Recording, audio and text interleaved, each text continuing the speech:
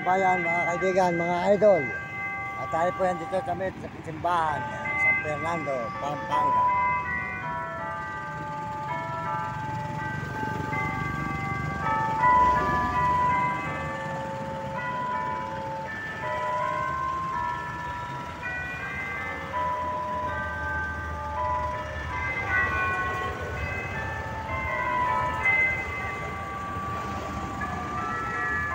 Tayo po yung nangihingi mga kababayan para po matulungan natin ang ating kapwa nagugutom sa lansangan ng mga hindi kumakain. Yan. Kung mga nahihingi natin ay tutulong din po natin sa mga pinabayaan ng gobyerno na mga kamukha nating mahirap sa lansangan mga kababayan. Yan.